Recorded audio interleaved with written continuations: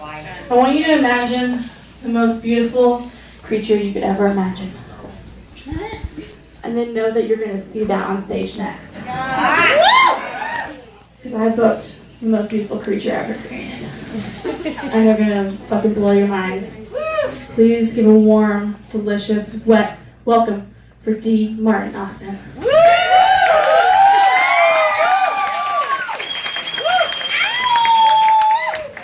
Hey! How is everyone? Fantastic. How many of you thought the after party was going to be a dance party? Yeah, I'm sorry, guys. This is how comedy works. We just ambush. It's alright. But we can have a dance party too. DJ, if you would please. Get these people to dance. Alright, come on. Get with it.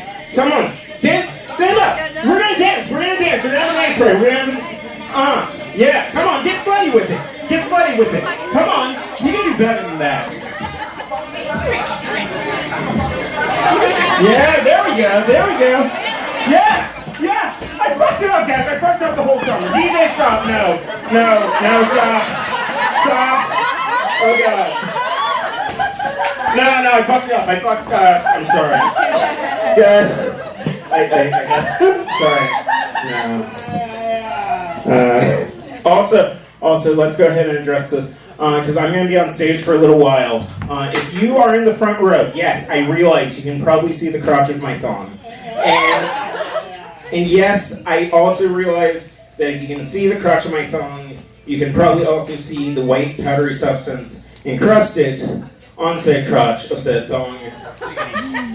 Because my partner and I engaged in some thorough dry humping this morning in the park. Because it's the Lord's Day, and it's what the Lord would have us to do. So, that's been addressed. I do also want to address have you noticed that dry humping isn't really dry? Like, if you're doing it right, it's very moist. It's not even a joke, it's just an observation I had.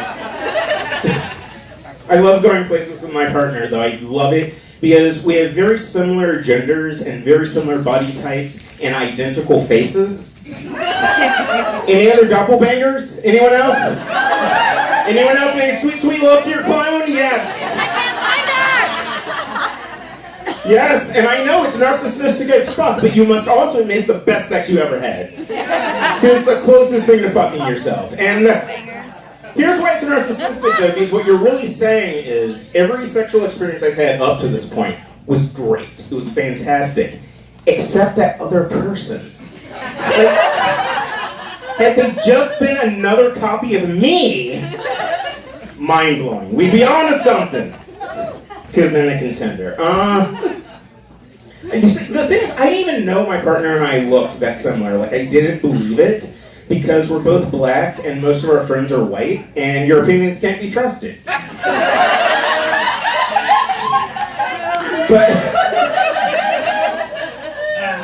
I finally had to accept it when my own brother, looked at a picture of us and sent me a message, and he's like, "Just so you know, you guys look like identical twins." And it means a lot more coming from my brother because we also look like identical twins. And I also realized that if you're following the complete thread of this joke, that also makes it sound like I might want to fuck my brother. That's not the message I'm trying to get across tonight. I remember my first date with my partner. It was fantastic because they had me over to their place for dinner. And when they're one of those fancy gourmet types, you know, that can make a meal out of a salad. It had everything. It had like meat, tomatoes, olives, rich people lettuce. Because let's be honest, rich people have better lettuce, right? They do! Like, as a comedian, all I ever get is the shredded iceberg in a bag. I'm not even convinced that is lettuce. I think it's just like a husk rich people shave off the outside of theirs. I don't know. I also don't know if lettuce has a husk, by the way. Look at me. What about this says I grew up on a farm? But rich people have all kinds of lettuce, right? They got like spinach, arugula, kale, but also I want to talk to you guys about some of the things America's affluent have been into recently, right? Like kombucha, kale, quinoa, 3 things that start with a K sound. You think I'm not going to notice? You are not that slick. Not that slick, all right?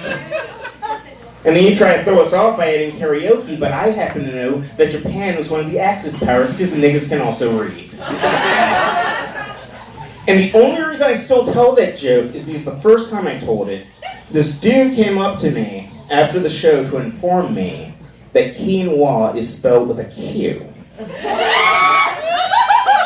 To which I replied, yes, I know, because niggas can also read. It's part of the joke. Pay closer attention. So my date and I, we got through the meal part of the date, and we got to the sex part of the date, which is not actually my favorite part of the date. It's not. And it's not that I necessarily want a vagina, I just definitely don't want a penis. Does that make sense? Like, I just want nothing there. Like, the next generation thigh gap. That's really the look I'm after. It's my aesthetic. Barbie doll me up. Because here's the thing. Thank you. Thank you. And here's the thing, like, every shitty hat comic has some terrible joke about smelly vaginas, which do, in fact, exist, because the vagina is an internal organ and the inside of your body is going to emit peculiar aromas from time to time. But my penis is just dangling there. There's no reason for it to smell like vinegar and death. I don't approve. My leg doesn't smell like that. My arm, nothing. It's unnecessary. Like the whole thing, it's unnecessary. But, like anyone else with an asshole, I like large hard things shoved inside it, right? This guy knows what I'm talking about. Get it and go, yes!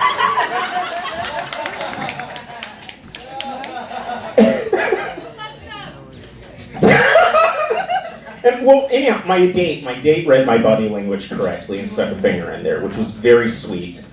But also a bit like trying to fuck the Grand Canyon with a Yorkshire Terrier. You know what I mean? Like, it's cute but useless. So I casually mentioned ownership of a double-sided dildo because I'm a big fan of equality. And my date just paused and waited for me to retrieve it from my purse. So now I know I look like the sort of person that carries a dildo at all times. Which is true, but I'm not trying to be a stereotype. So that makes it frustrating. I'm actually new to sex positivity. Like, for most of my teens, I was not positive I would ever have it. And then I started having pretty negative opinion of sex overall starting out because I was using the wrong parts. But it happened. So I'm new to the sex positivity. So I didn't have sex for both of Obama's administrations. Aww. Exactly. I did not have sex once while Obama was in office. Aww. So now, to make up for lost time, every time I come during sex, I just shout, Obama! And fortunately, I'm a progressive, so all my partners understand. So it's not weird. But after my partner and I finished our coital act, they asked me if I would like an ice cream bar. To which I said, of course. Why didn't you ask before we had sex? Because I think we can all agree everything is better after ice cream, right? Like, it would have been better sex. It would have been post-ice cream sex, guys. Everything is better with ice cream. And you have a moral obligation. If you have ice cream in your home, if someone comes into your home, you have to offer them the ice cream, all right? Because guaranteed they're going to say yes. Even if they're like lactose intolerant or vegan, they want the ice cream, they just can't have it. Let's be honest. Think about it this way, all right? I'm going to give you a scenario. Someone comes to your home, and you say, hey, I have ice cream. Would you like some? And they're going to say, fuck yes, I want ice cream. And you might say, cool, would you like to see my kill room? To which they're going to say, fuck no, in fact, I'm leaving. To which you can say, damn, that's where I keep my ice cream. Now you have a victim. See how that works? I'm helping you. I'm helping you succeed this evening. I should check, are we a sex-positive audience tonight, Portland? What? We're comfortable discussing sex, sexuality, our parents having sex? A no? The fuck is wrong with you? Not with me. See, personally, I like to think my conception was just the best sex my mom ever had, you know? Like a real squirt fest, you know what I mean? Like, I want to imagine my mom screaming like a howler monkey the whole time. And logically, that's what any decent person should want for their mom, right? Because this is the person that carried you in their uterus for 9 months before squeezing your giant head through their once joyful vagina, so you can spend the rest of their life worried about your sorry ass. She should at least enjoy the ride, that's all I'm saying. Which is also the name of my new Mother's Day greeting card company. Mom deserves to enjoy the ride.